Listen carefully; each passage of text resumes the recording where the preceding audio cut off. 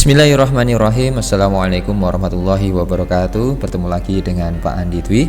Apa kabarnya anak-anak? Semoga tetap sehat dan semangat belajar selalu. Baik, untuk kali ini kita akan belajar tentang mengisi formulir. Ini ada di tema 5 atau di pembelajaran materi pembelajaran yang terakhir ya, yaitu tema 5, mengisi formulir. Apa yang dimaksud dengan formulir? Jadi formulir adalah lembar isian yang digunakan untuk berbagai keperluan. Ini materinya cukup sederhana ya. Dan ini contoh dari formulir. Ada formulir pendaftaran, kemudian wesel pos, slip tabungan, daftar riwayat hidup. Kita mulai dari yang pertama, formulir pendaftaran. Apa yang dimaksud dengan formulir pendaftaran?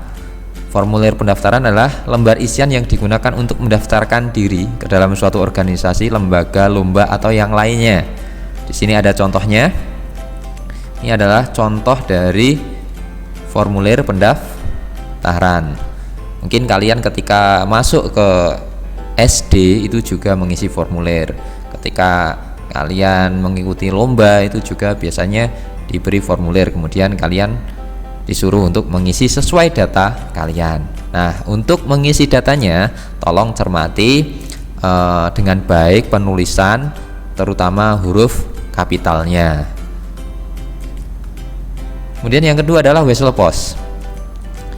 Jadi wesel pos adalah surat pos yang digunakan khusus untuk mengirim uang, untuk mentransfer uang. Nah, ini sudah jarang digunakan karena sekarang sudah ada ATM, M-Banking, dan lain-lainnya, sehingga ini wesel pos ini sudah jarang digunakan, tapi masih ada juga yang menggunakannya. Ini contoh dari wesel pos. Ini pengirimnya ada di sebelah sini, kemudian ditujukan kepada siapa ada di sebelah sini, kemudian jumlah uang yang dikirimkan ada di sini, dan nanti ada berita untuk apa uang itu. Jadi pesan uang itu digunakan untuk apa itu juga ada. Ini contoh dari wesel pos.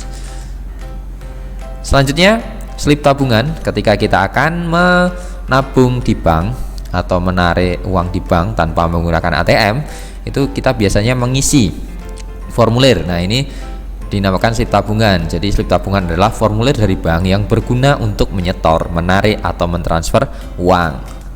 Contohnya seperti ini. Ketika anak-anak mau membayar SPP di SD Takmirul Islam, itu juga kalian mengisi slip tabungan seperti ini atau slip penyetoran ya.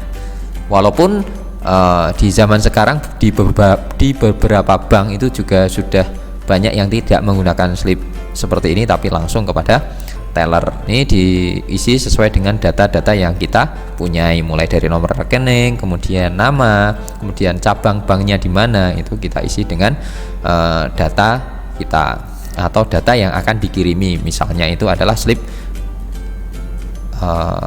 transfer. Selanjutnya, nah ini daftar riwayat hidup. Kita biasa menemukan daftar riwayat hidup di beberapa tempat ya, di buku, kemudian mungkin surat lamaran pekerjaan kalau nanti kita akan melamar pekerjaan, seperti itu. Untuk daftar riwayat hidup adalah formulir yang berisi tentang data diri seseorang secara lengkap. Contohnya seperti ini. Ini biasanya digunakan untuk melamar pekerjaan atau mendaftar di sekolah, atau mendaftar suatu lomba, biasanya menyertakan daftar riwayat hidup.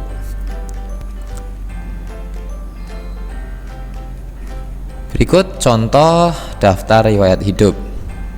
Nah, nanti ketika kalian mau mengerjakan tugas atau mengisi daftar riwayat hidup sendiri, tolong diperhatikan penggunaan huruf kapitalnya.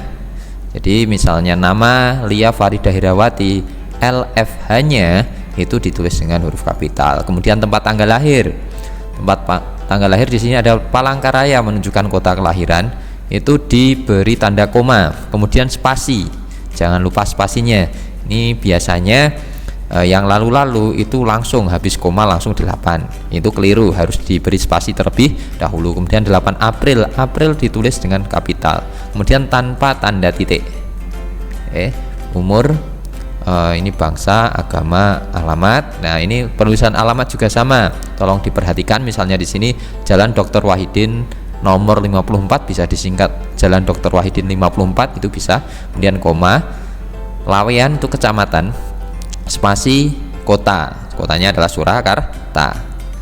Misalnya di sini nama orang tua ayah Muhammad Syafarudin, maaf. Ini misalnya nanti ada gelarnya, ya ditulis gelarnya seperti itu.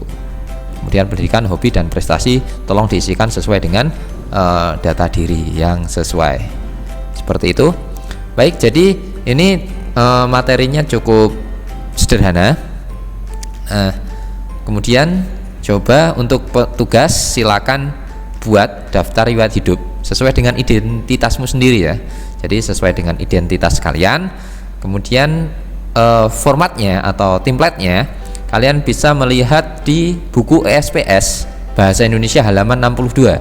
Ini Pak Andi ambil dari ESPS BI halaman 62. Silahkan mengisi data ini, tapi tidak di buku ESPS, tapi kalian tulis di kertas folio ya. Kalau tidak punya kertas folio ya kertas HVS, kalau tidak ya pakai buku tulismu kemudian disobek, silahkan diisi di situ. Jangan lupa diberi nama, nomor, dan kelas di bagian atasnya untuk identitas waktu pengumpulan, karena kalau hanya nama saja nanti kebingungan ini nomor berapa, seperti itu. Jadi itu tugasnya. Silahkan sekali lagi silahkan dicek di ESPS BI halaman 62. Di situ ada template atau format daftar riwayat hidup. Silahkan diisi sesuai dengan data diri kalian, seperti itu. Baik, sekian dari Pak Andi. Tetap semangat belajar, tetap jaga kesehatan, jaga imunitas tubuh, tidur yang cukup, jangan kebanyakan ngegame. Wassalamualaikum warahmatullahi wabarakatuh.